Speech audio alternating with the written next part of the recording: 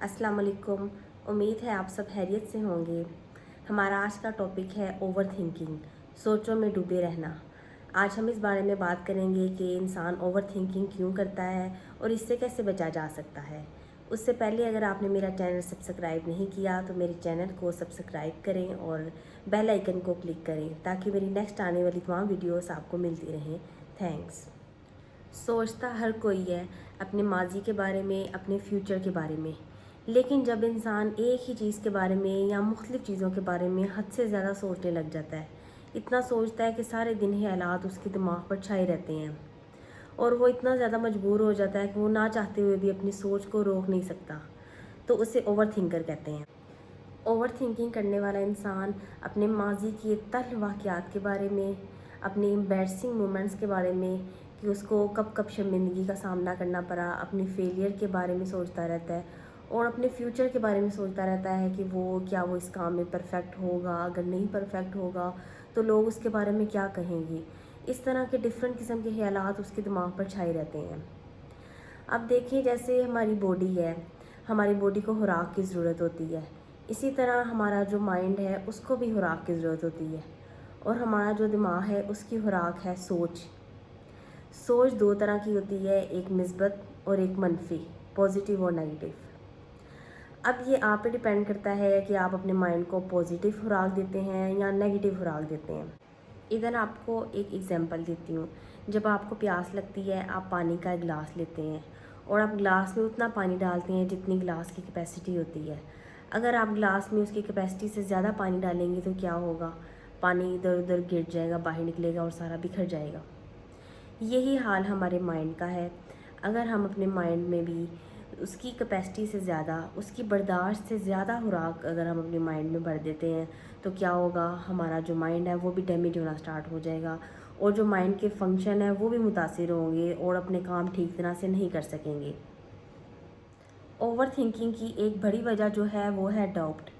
जब हम शक में रहते हैं किसी भी चीज़ के बारे में फ़ैसला करते हुए तो हम बहुत ज़्यादा थिंकिंग करते हैं। हम सोचते रहते हैं कि अगर हमने हाँ कर दी तो क्या हो जाएगा और अगर हमने ना कर दी तो क्या हो जाएगा।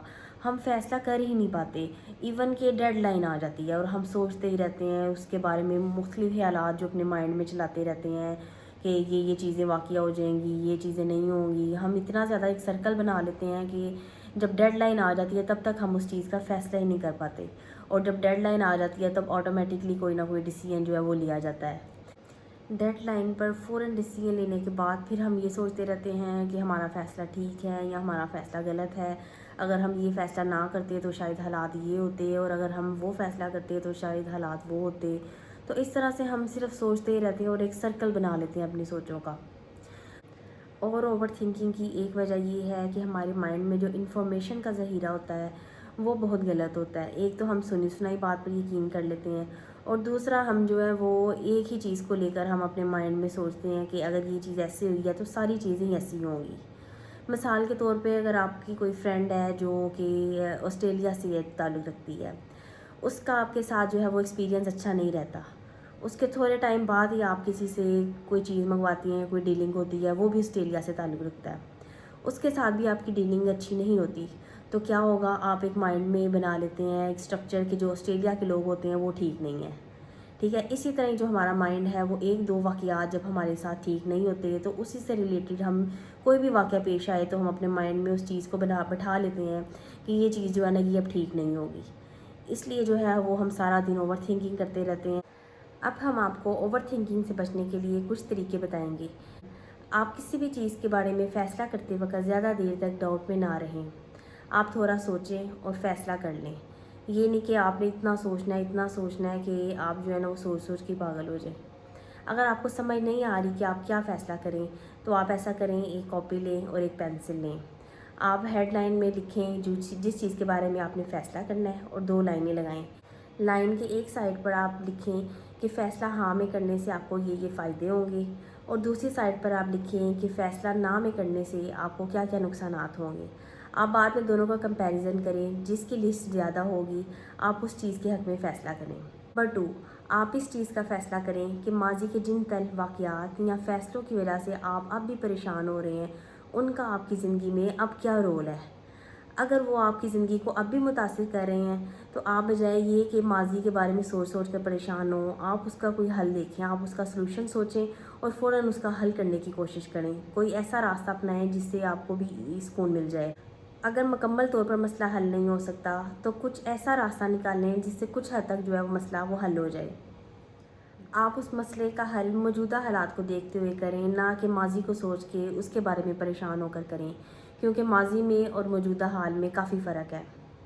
لیکن اگر آپ کو لگتا ہے کہ جو واقعات ہوئے ان سے اب آپ کی زندگی پر کوئی اثر نہیں پڑ رہا اور جو کوئی فیصلے ہوئے اس کا اب آپ کی زندگی میں کوئی رول نہیں ہے، تو اس کے بارے میں سوچ کر پریشان ہونا جو ہے وہ بہت بڑی بے وقوفی ہے۔ نمبر 3، آپ نے اپنے مائنڈ میں کبھی بھی سوچوں کا سرکل نہیں بننے دینا۔ آپ کو جیسے ہی لگے کہ ایک سوچ بار بار آپ کے مائنڈ میں آنا شروع ہو گئی ہے تو آپ نے کیا کرنا ہے، آپ نے فوراً وہ سرکل جو ہے وہ آپ نے توڑ دینا ہے۔ آپ نے سرکل کیسے توڑنا ہے، آپ نے فوراً کسی دوسری ایکٹیویٹی میں لگ جانا ہے، یا آپ واک کرنا سٹارٹ کر دیں، یا آپ کیا کریں کہ کوئی ڈائجسٹ آپ کے پاس ہے وہ پڑھیں، یا ٹی وی دیکھ لیں، یا کسی فیملی ممبر سے بات کر لیں، کسی نہ کسی ایکٹیویٹی میں جو ہے وہ آپ لگ جائیں۔ اب یہ نہ ہو کہ واک کرتے کرتے بھی آپ سوچنا سٹارٹ کر دیں۔ جب آپ واک کر رہے ہو تو آپ اپنے سٹیپ کاؤنٹ کریں۔ نمبر 4، آپ اس چیز کے بارے میں بالکل بھی اوور تھنکنگ نہ کریں کہ اگر آپ نے یہ کام پرفیکٹ نہ کیا تو لوگ آپ کے بارے میں کیا سوچیں گے۔ دیکھیں، دنیا میں کوئی بھی انسان پرفیکٹ نہیں ہے، اور آپ یہ سوچیں کہ لوگوں نے ابھی تک آپ کے لیے کیا کر لیا ہے، کیا فائدہ دے دیا لوگوں نے ابھی تک آپ کو۔ لوگ کیا کریں گے، لوگ تو صرف اتنا کریں گے کہ جب آپ سوچ سوچ کے پاگل ہو جائیں گے تو وہ یہ کہیں گے کہ اس کو پاگل خانے میں جمع کروا دیں۔ نمبر 5، آپ اپنے گھر کی کسی کمفرٹیبل جگہ پر چلے جائیں۔ اگر گھر میں کوئی بھی کمفرٹیبل جگہ نہیں ہے تو چھت پر ہی چلے جائیں۔ آپ بیٹھ جائیں اور اپنے کندھوں کو اور اپنی گردن کو ریلیکس کریں۔ آپ نے کیا کرنا ہے کہ اپنا ایک ہاتھ اپنے پیٹ پر رکھنا ہے اور ایک ہاتھ آپ نے اپنا اسٹمک کے پاس رکھنا ہے۔ پھر آپ نے کیا کرنا ہے، آپ نے اپنی آنکھیں بند کر لینی ہیں اور آپ نے سانس جو ہے وہ باہر کی طرف لینا ہے، پھر اندر کی طرف لینا ہے، اس طرح سے۔ جب آپ سانس اندر اور باہر کی طرف لیں تو آپ نے اس دوران توجہ اس چیز پر رکھنی ہے کہ آپ کا پیٹ اور جو آپ کا معدہ ہے وہ کس طرح سے کیسے موو کر رہا ہے۔ اور یہ عمل آپ نے دن میں 3 دفعہ کرنا ہے، یا تب کرنا ہے جب آپ کو لگے کہ آپ بہت زیادہ اوور تھنکنگ کرنا سٹارٹ ہو گئے ہیں۔ آپ اپنے ماضی کے بارے میں سوچ کر اور فیوچر کے بارے میں سوچ کر اپنے پریزنٹ کو تباہ مت کریں۔ جو گزر گیا وہ ماضی تھا، وہ دوبارہ کبھی لوٹ کر نہیں آ سکتا۔ آپ صرف ماضی میں جو آپ کے ساتھ اگر کوئی غلط واقعات ہوئے ہیں یا آپ کے ساتھ کچھ برا ہوا ہے تو آپ صرف اسے سبق سیکھ سکتے ہیں، نہ کہ آپ ان کے یادوں میں کھوئے رہیں اور ہر وقت اس کے بارے میں سوچ کر آپ اپنا پریزنٹ تباہ نہ کریں، اور جو فیوچر تھا اس کے بارے میں سوچ کر بھی آپ اپنا پریزنٹ تباہ نہ کریں، کیونکہ فیوچر کا علم کسی کو بھی نہیں ہوتا کہ کیا ہوگا۔ گیپ کا علم صرف اللہ تعالیٰ کے پاس ہے، اس لیے آپ یہ نہیں کہہ سکتے کہ آپ کے ساتھ یہ برا ہوگا یا آپ یہ نہیں کر سکیں گے۔ اگر آپ اپنی شادی شدہ ناخوشگوار ریلیشن کی وجہ سے ہر وقت سوچوں میں ڈوبے رہتے ہیں تو آپ یہ سوچیں کہ میاں بیوی کا ریلیشن ایسا ہے کہ چھوٹی موٹی جو نوک جھوک ہے وہ تو لائف میں چلتی رہتی ہے، چھوٹی چھوٹی باتوں کے بارے میں سوچ کر آپ پریشان نہ ہوں، وہ تو لائف کا ایک حصہ ہے۔ لیکن اگر بہت بڑا مسئلہ ہے، آپ کا رشتہ ایک ڈیڈ لائن تک پہنچ چکا ہے اور آپ کو لگتا ہے کہ اب ایک ساتھ ہمارا گزارا نہیں ہے، تو آپ بجائے یہ کہ آپ ٹینشنوں میں پڑیں، سوچوں میں پڑیں، آپ بیٹھ کر ایک فیصلہ لیں اور اس فیصلے پر عمل کریں۔ اگر آپ اپنے بچے یا بچیوں کی شادی کو لے کر، ان کے رشتوں کو لے کر ہر وقت سوچوں میں ڈوبے رہتے ہیں تو آپ کیا کر رہے ہیں، صرف اپنی ہیلتھ جو ہے اس کو آپ خراب کر رہے ہیں۔ اس لیے کہ اللہ تعالیٰ نے ہر چیز کا ایک وقت مقرر کیا ہے، نہ تو ٹائم سے پہلے کچھ ہوتا ہے اور نہ ہی ٹائم کے بعد کچھ ہوتا ہے۔ اس لیے آپ اپنی طرف سے پوری کوشش کریں اور صرف اللہ تعالیٰ سے دعا کریں اور اللہ تعالیٰ ضرور اس میں آسانی پیدا کریں گے۔ اب آپ یہ دیکھیں کہ بہت ساری ایسی لڑکیاں یا لڑکے ہیں جن کی شادی 16 یا 17 سال کی عمر میں بھی ہو جاتی ہے، پر ان کی میرج لائف اچھی نہیں گزر رہی ہوتی یا کوئی مسئلہ آ جاتا ہے ان کی لائف میں، اور بہت سارے میرڈ کپل ایسے بھی ہیں جن میں لڑکیاں یا لڑکے ان کی ایج جو ہے وہ 30 35 40 سال تک بھی ہوتی ہے اور وہ ایک بہت اچھی اور خوشگوار زندگی گزار رہے ہیں۔ اس لیے آپ صرف اللہ تعالیٰ سے دعا کریں اور اپنی کوشش جاری رکھیں۔ اگر آپ اپنے موجودہ مالی حالات میں مشکلات کی وجہ سے ہر وقت سوچوں میں ڈوبے رہتے ہیں کہ اب جو ہے وہ ہم گھر کا راشن کیسے پورا کریں گے، مکان کا کرایہ کیسے دیں گے، یا ہم بچوں کی اسکول کی فیس کیسے دیں گے، تو آپ سوچوں میں ڈوبے رہ کر صرف اپنا ٹائم ضائع کر رہے ہیں۔ بجائے یہ کہ آپ سوچوں میں ڈوبے رہیں، آپ کوئی کام کریں۔ اگر آپ کوئی کام کرنے کی نیت کریں گے تو آپ کو ہزاروں کام کرنے کے لیے مل جائیں گے اور آپ اپنے حالات کو بدل سکیں گے۔ لیکن اگر آپ کوئی کام کرنے کی نیت ہی نہیں کریں گے تو آپ کبھی بھی اپنے حالات نہیں بدل سکیں گے۔ تک کے لیے اتنا ہی کافی ہے. اگر آپ میری انفارمیٹیو اور دلچسپ ویڈیوز دیکھنا چاہتے ہیں تو میرے چینل کو سبسکرائب کرنا مت بھولیے گا. تھینکس.